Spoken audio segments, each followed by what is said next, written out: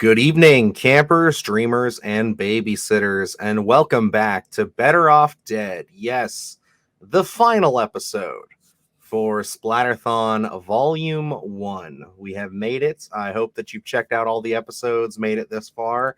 This has been a fun series. I've enjoyed doing this. We've gotten some pretty interesting picks, I would say, a very diverse cast of characters over the last month here that we've gotten to cover. It all started off with the Leprechaun. We followed that up with Halloween Resurrection. And, last week we did pretty well with that video. Surprisingly, Sleepaway Camp 3. You Yes. guys seemed really happy about that one. So, Luke, how you feeling about Better Off Dead? It's a very fun idea here. We were talking about before we turned the mics on. For me, I think it's very fun to kind of jump into these films with these little segments that we have because maybe there's not as much here in terms of a real deep dive. So I think it's kind of fun to just kind of look at these films, especially when we look at these in terms of Sleepaway Camp, Leprechaun, Halloween, and now Jaws, where it's like some of these films, especially starting off, are very at least iconic in the horror community. And then it's always fun to kind of see the twists and turns these franchises take, some good, some bad, some just downright terrible, which is where, a lot of these films that we're discussing fall into. And it's just kind of hard to find those redeeming qualities. So it's very odd just to see and fun to see where these franchises start and kind of where they end up, because the old adage usually is they start off great and then they just get worse and worse and worse unless you're Mission Impossible. But it's just like it's fun to see the trajectory here and kind of see where this all fizzled out, or where they still try to scrounge up the pieces, put them back together, and keep on trucking. I feel you there. Now, this is my pick, so I get to do the final pick of the month. And we are talking, obviously, Jaws the Revenge. Jaws the Revenge. This time, it's personal. Now, the tagline for this movie is "This time it's personal." That's always been made fun of because it's just kind of like it's a shark, it's an animal. Like, I don't necessarily think they have vendettas. But for me, this one is personal because Jaws is my favorite film. I mean, I know that's real basic stuff to say, but I love that movie. I've been watching it since I was a little tiny kid. And it has literally sprung up not only my love for creature features, but just my love in cinema in general. And it's just one of those ones where it's like I always find myself watching that a couple times a year, and I never get bored of it. I always pull something new out of that film every time I watch it. Yeah, and I think this is the most interesting probably of the picks, just in terms of the trajectory that I was talking about, because Halloween, I mean, obviously is such a highly regarded 1978, that first film, in terms of a lot of people. But again, it is very segmented in that is a very defined horror film. So maybe not in a general audience sense that the 1978 version of Halloween is out there and in front saying this is one of the most iconic films in cinema history, but Jaws is, and it's like it's out there. It's Steven Spielberg. There are rides based off of this, in things like that. So it has become such a pop culture thing, especially, right out of the gate. So through the 80s and the 90s and everything, you always see Jaws popping out of the water. So to see that film and how highly regarded that film is in terms of a general audience, and then this is where we end up. So very intriguing trajectory here. And I gotta say, I am a fan of the sequels until this one. I love Jaws 2. I mean, obviously, I have the custom artwork behind me there. That's one of my all-time favorite horror pieces that I own. And it's just like, I think that movie is brilliant. I think that it's a horribly underrated sequel. And that's one that, for a time, I don't even know, was it something that you never really paid attention to, or was it just something that you'd maybe seen once or twice, but never looked into it? Because I remember when we really started doing this a few years ago when it came out on Blu-ray, I got you to rewatch it, and you actually said that you quite enjoyed Jaws too. Jaws 2 was one that I had watched when I was younger, but was very hard to get a hold of. And even when we had talked about it, and I was like, I haven't seen this in forever, I could not get a hold of a copy for a long time.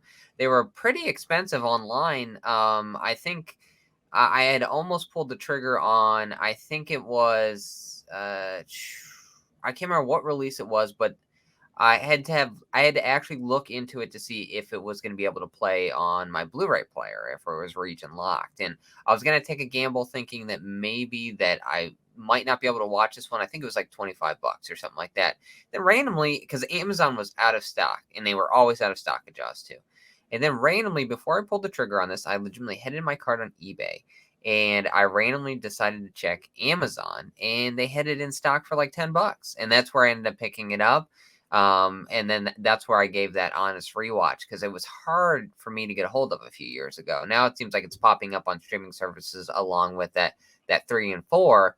But yeah, so it's like I know I had seen this as a kid, but it was one of the ones where it was never on TV for me. So kind of had to go back and revisit this one. And I mean, that is one that I don't want to speak too much about because that is one I would love to dive into for a full Splattercast because I do love that film as well.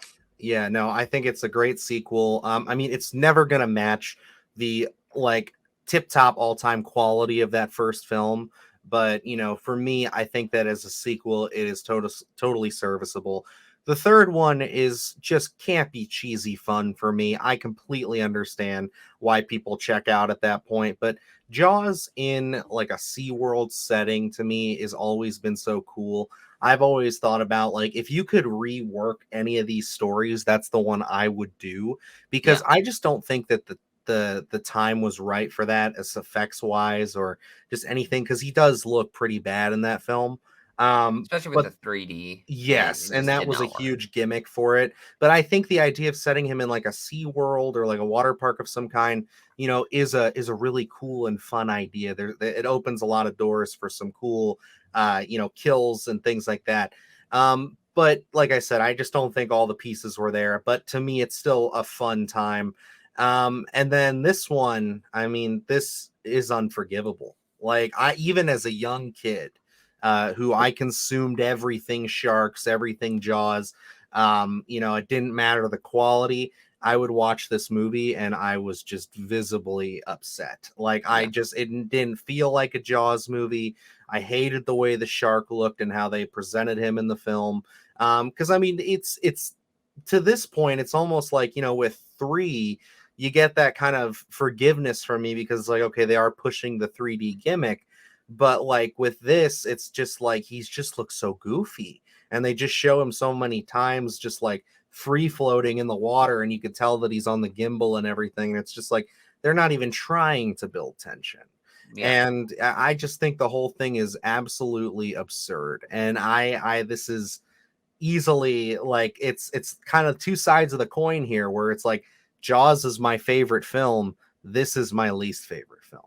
Yeah. And that's where I think we had done a by admission only episode where we kind of covered all the Jaws films just lightly I because we probably made that happen at some oh yeah. point.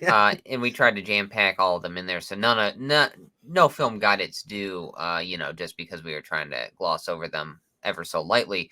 But I remember going into that, and Jaws 3 was one that was on TV for me regularly. So that was kind of Mhm. my TV Jaws. That's the one that I remember growing up all the time, with the bad 3D effects and things like that. So that one I will always have a love for, and like you said, where you can kind of at least pick out that idea, the general idea, which would be very intriguing to kind of elaborate on and to strip away that 3D effect and kind of just focus on the actual story itself.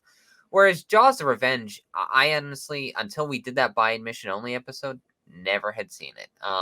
So I came into I this one, apologize. yeah, I came into this one totally new.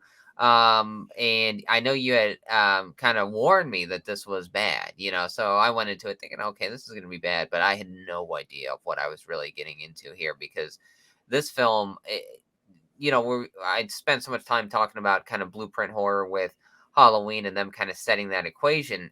This one, you watch this, and you know that it came from the original Jaws, and you're like, what formula were you working from here? Because it seems like they just ran off and did their own thing. And like you said, no building of tension. We're just gonna throw it all out there, see what sticks. We're also gonna make sure we marry ourselves to that original by showing you so many different flashbacks Exactly. I throughout this hate that. entire thing. And it's like, for me, it's like it's almost offensive to show original clips from the original Jaws in this film, because it's like, do not do that. I don't want that original Jaws associated in any sense here. You know what? Even just call this The Revenge. I don't even care, because do not marry this to that original film. Yeah, and I mean, like, it starts with that stuff, but I mean, even to me, it's just like the characters just don't feel themselves. We only have Ellen Brody returning as the only original cast member here. And like, she is a fantastic character, I would say, for the first two films.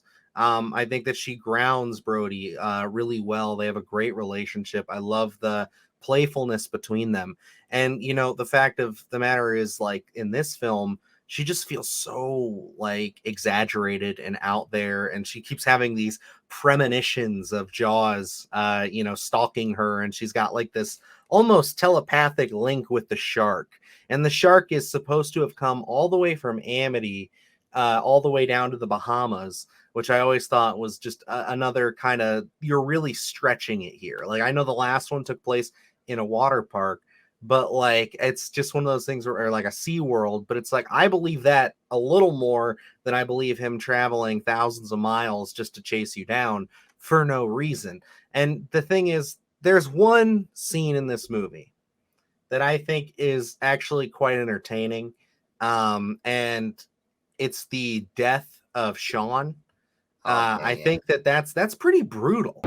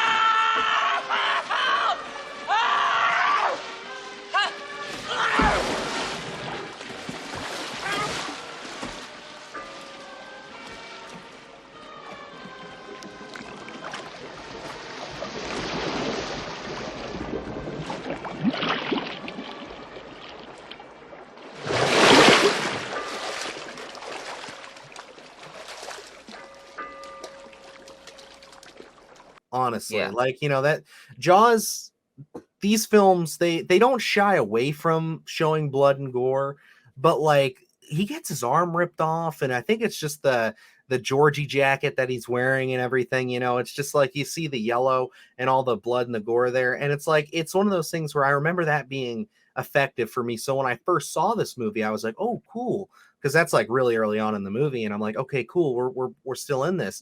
But then it's all downhill from there. Yeah. And they imply things like that Sheriff Brody had a heart attack from the fear of the shark, and there's all this other stuff. And then Michael Caine is even in this movie. Lord knows why. Like, he's just some shady pilot character who gets, like, kind of enamored with Ellen there, and they kind of spark a little relationship. But it's also one of those things where it's just like, he doesn't really have a purpose other than just the relationship character. Yeah. And he even said when making this movie, it's like he never even watched it after it was made.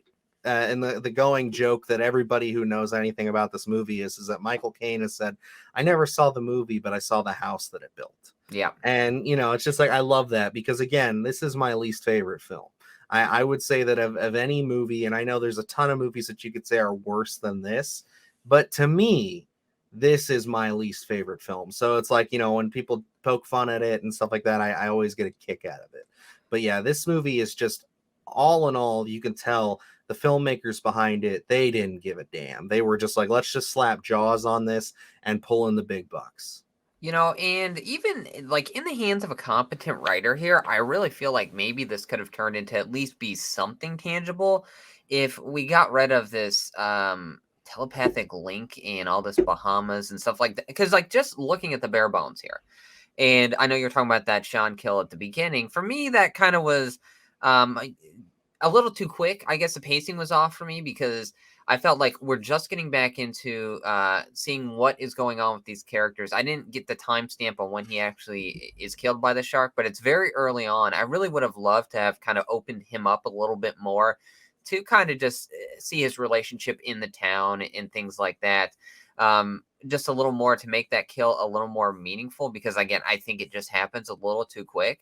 And going into kind of the tangible elements here, I really feel like if you kind of get rid of the hokiness of a lot of the things in this film and really focus on this grieving mother and widow of, of Chief Brody, and now her son's just passed. And then we have Lance Guest. What's his name? I'm not sure.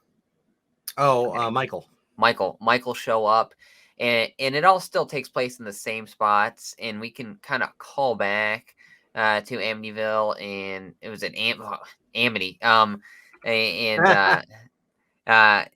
kind of just do it that way instead of these random flashbacks, make new footage of that and make new memories of us just kind of like being like, okay, we remember this, but now we're having new characters here, and we can kind of get invested that way. I think maybe you could have done something there because like the bare bones, again, it's nothing extreme in terms of storytelling, but at least it would be competent, and it wouldn't be, as soon as we talk about this telepathic link and all this hokiness of these flashbacks, like where she seems like she's sensing sometimes either when the shark is killing someone or is in the vicinity, something, it rings so odd to me because we've never had this kind of supernatural element in any of these Jaws films. So kind of open this up now and try to kind of give Ellen this characteristic here, I just find so weird in terms of, again, what formula were you working with here? But as we are talking about this link, dare I say that Jaws Revenge is the Halloween Ends of the Jaws franchise. I mean, I don't even know if I want to bastardize Halloween Ends that bad to me. But like, yeah, it's really out there stuff. And it's one of those things where it's like, okay, she has a nightmare about him, but like they legitimately have sequences where she's just like, she'll stop and turn and be like, look into the water, and she's like, oh, I can sense it, I know it's there. And then literally the end of the film is her going out on the boat, like not doing anything to attract the shark, but he shows up anyway and starts attacking the boat. And there's a whole lot of discourse on the ending of this movie because number one, the shark growls. It roars. Roars. Yeah, it's just fucking screaming. It's like the was it the MGM line? Yeah, it's just fucking screaming at the end of this movie.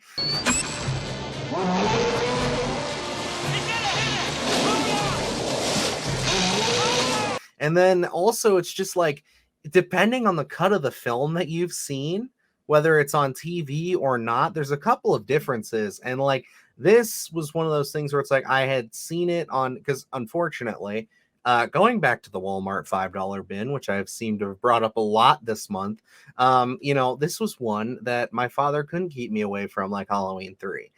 Because like I said, Jaws is my favorite movie. So I said, I don't give a shit, Dad. It's my turn to pick a movie. I want Jaws the Revenge. So I ended up grabbing it. Yes. And I would watch that. And then when I saw it on like AMC, like, cause they would always do like Jurassic Park and Jaws throughout the summer on AMC at random times. They'd have like a random Saturday night where they're just doing a Jaws marathon. And like, it would just be one of those things where, so in some cuts, they ram the shark with the front of the boat, and then in other cuts they blow him up, and then in other cuts Mario Van Peebles' character dies, and then in other cuts he survives. So it's just kind of like, depending on what you see, the ending of this film is completely different. And it's like, it just shows the level of just incompetency that there was in putting this together that they didn't even know what they wanted to do. Yeah, Like, they there's were just just like, we're just throwing anything at the wall to see what sticks.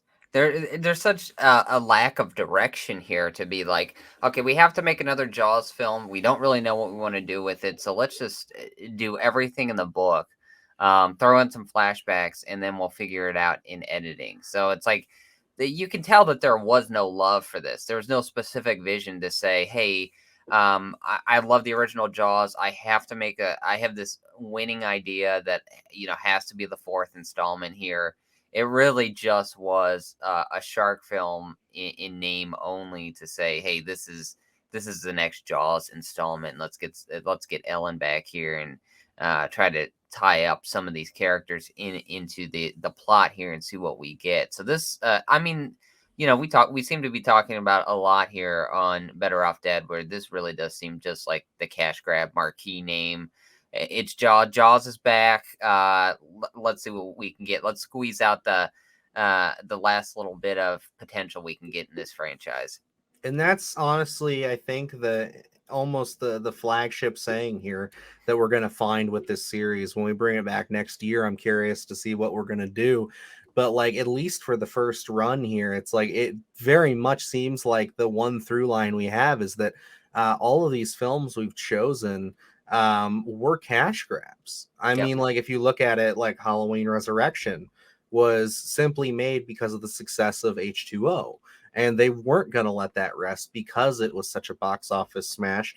We have all the famous stories we talked about last week with Sleepaway Camp 3, where they literally finished shooting 2 and then they were like, well, we still have money left over, so go make 3 Yep. real quick. And then with Leprechaun, it's them at that point just saying, hey, it's the name Leprechaun, let's just throw him into any random scenario and we can make money off of it. And this is the same exact thing, where it's just like, of course, every film is a money making opportunity, and that's what it is.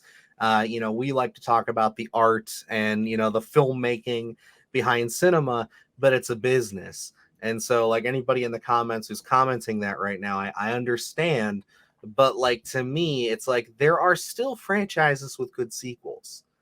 And it's not that hard to do as long as you actually take the time to do it.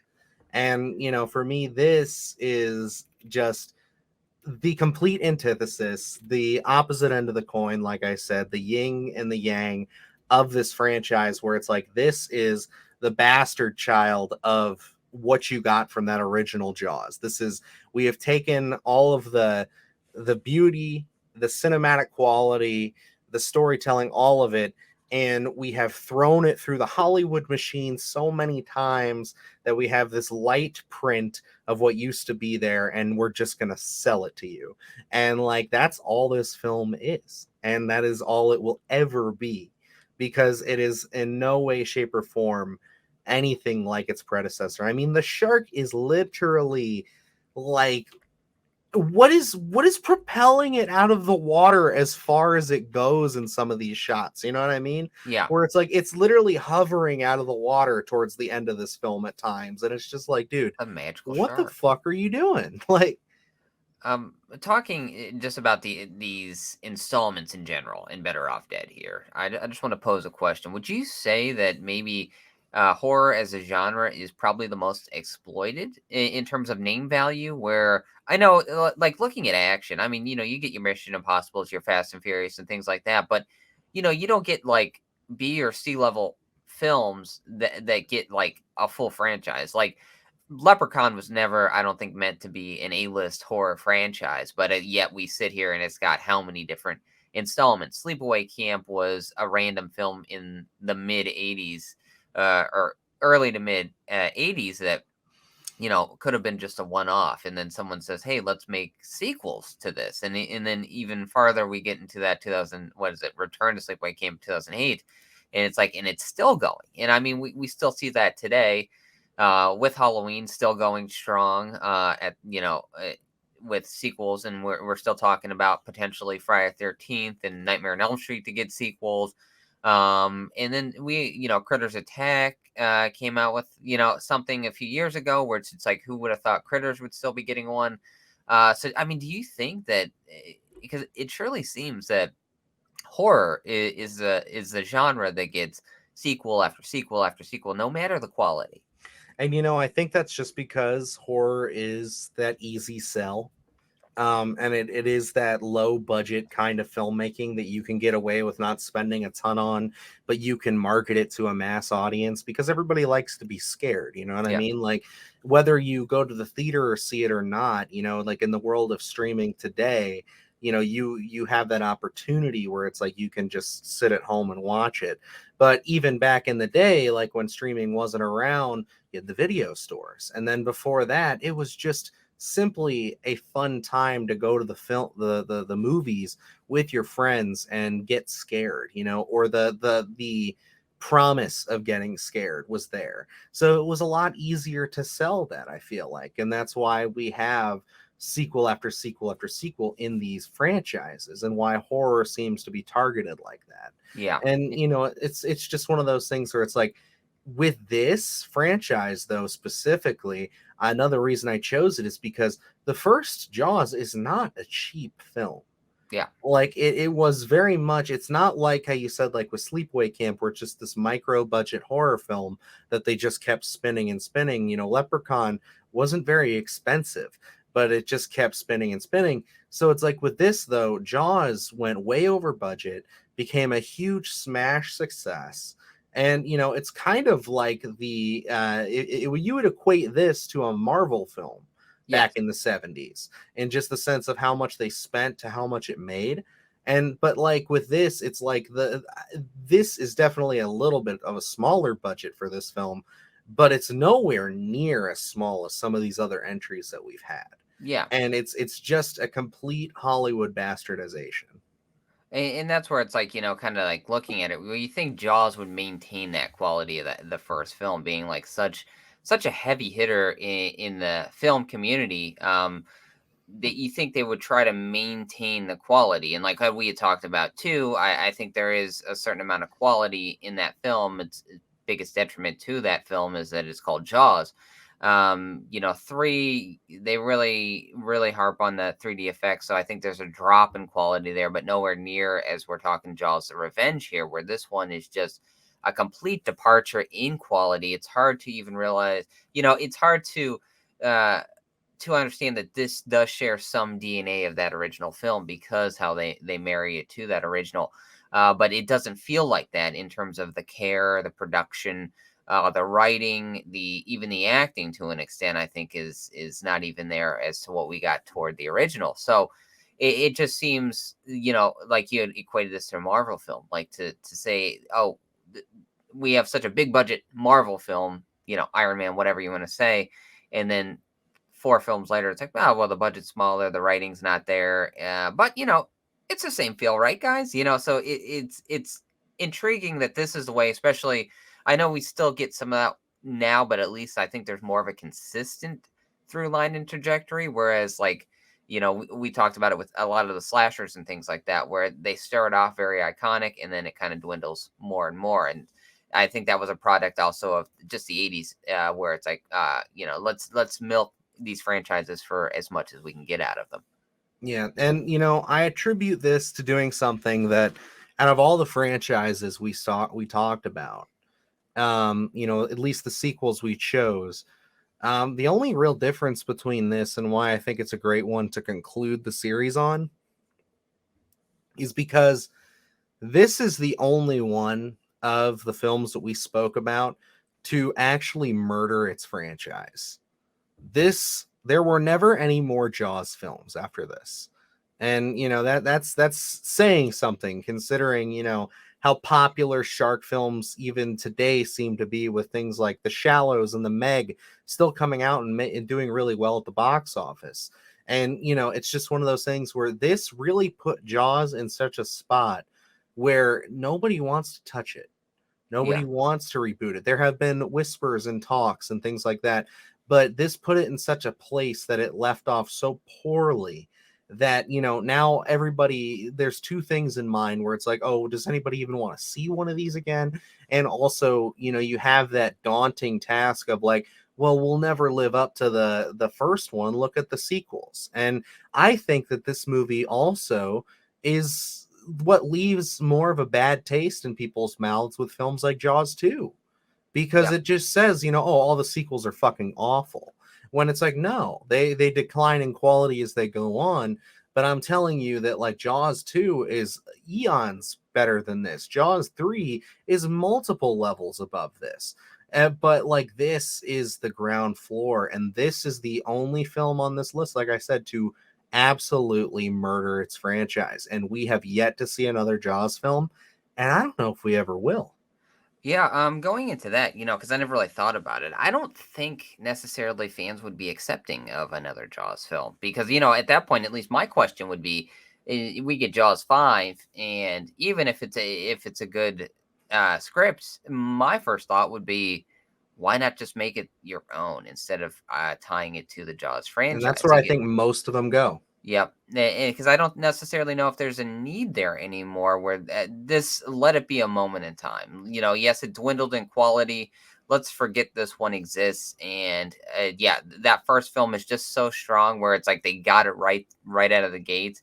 Like we've compared that to American Werewolf in London, where you kind of look at the werewolf subgenre, and it kind of struggles again. Same with a lot of shark films. So it's like I don't know necessarily if anyone would be accepting of another installment in the Jaws franchise. I know I wouldn't be because I don't really necessarily see the point in it. But yeah, this one is the definitive one to say, yep, there is no more after this one. There's nothing to milk out of this franchise, and we've easily got it. So I don't know if that's a positive or a negative to say, hey, we got as much money out of the audience as we could. There's nothing here, so let's just let this one float in the water and be dead for a while. So I don't know. I would have been interesting, I guess, to see what this could have led to in the 90s. I'm sure another horrible film. But like even today, even with the advancements we have today, and I feel like whoever got a hold of the original Jaws, in order if we were talking for a remake or anything like that, would not have the same feel as that original film. So it's like You for me, I just feel like leaving this as that moment in time is probably the best route to go. And that's unfortunately where we're at because, like, for me, if they announced they were doing a Jaws remake, I'd be pretty upset. I'd still go see it day one, just because I need to see what they've done to my franchise. But also, it's just one of those things where it's like, I personally, I'm with you. I think that, it's one of those things where it's like, it is a moment in time. Maybe it is time to let it go, let it stay dead. And I just think like if they were gonna do it, don't do a remake, do a requel in a sense. Yeah. Maybe have it follow up after 2, maybe just have it follow up after 1. You don't have to have any of the same characters, but it's the same setting, and there's just another shark. You know what I mean? But like, and that's the thing about this is that it never had to be something personal. It never had to be the spawn of the first shark. It was always just, this is just a town that is terrorized by bigger sharks. And if you were to dive into that a little bit, I mean, you could have easily as just explained it with some form of shark science where it's just like, yeah, this is just an area where bigger great whites go to spawn every few years. You know what I Yeah. mean? Like, that's just what it is. It's a simple concept that they decided to sequelize. And, like I said, do we need a Jaws 2? No. But I think it's great. And I think that it's a wonderful character study. I love spending time with my characters. And then by the time you get to this, we have gone so far away from those characters, from the people that we love, from the town, the setting, everything, that it's just another knockoff. It's honestly, I have seen Jaws exploitation films, like rip-off movies, done better than this. And that is just completely sad. And this is one where, if this would have come out under another name, it wouldn't have been, other than the ties into the original franchise, if we would have changed those characters and just had some sort of form of telepathy or something tie into the shark, and it would just been something random. I wouldn't Shark. I wouldn't have even guessed that this could have been part of the Jaws franchise because again, the formula doesn't even feel like they're working off that original. It just seems something so off, something so weird, and it doesn't even have, I don't feel, the tongue in cheekiness of a lot of the 80s stuff where it's like, well, it's a lot of fun, even though it doesn't work in the Jaws uh, world. You can still have a lot of fun as like a killer shark movie. I don't even find it that. It just seems so half put together, with no real direction, that it's just like, it feels like they filmed this and they're like, well, we'll see what we have in editing. Where it's like we have no clue what the story is going to be here. Hopefully, we have something coherent to put together, to put out in theaters, because that's really what this film feels like. Unequivocally unmatched. You can't say it any which way but this, is that, in my opinion, and I believe your opinion, we can easily say that Jaws the Revenge is better off dead.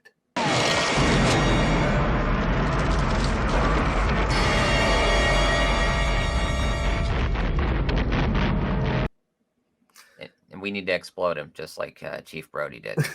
Absolutely.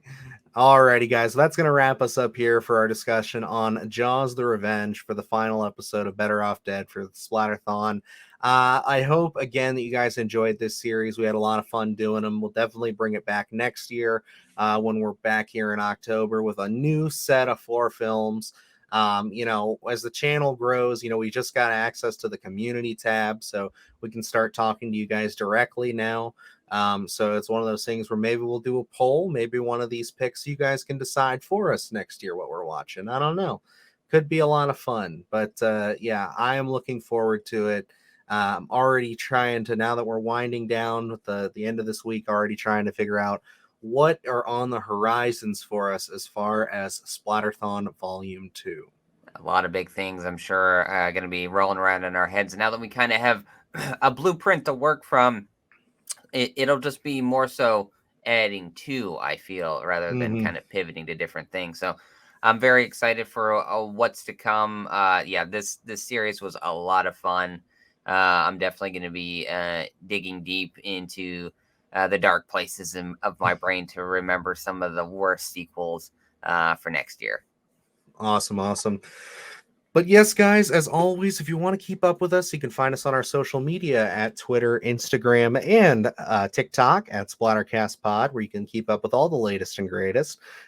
We have a lot of great content coming to you for the rest of the week here.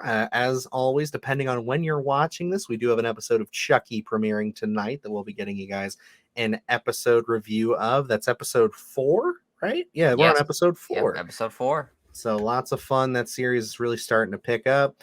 We did just release our latest episode of our podcast, Splattercast, with the Black Phone.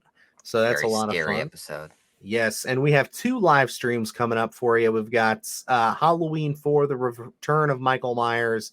That is coming up to you on Friday at 9 p.m. And then also stick with us on Halloween, where we'll be doing the giveaway, where we're giving away a copy of the Black Phone and a Splatterthon mug.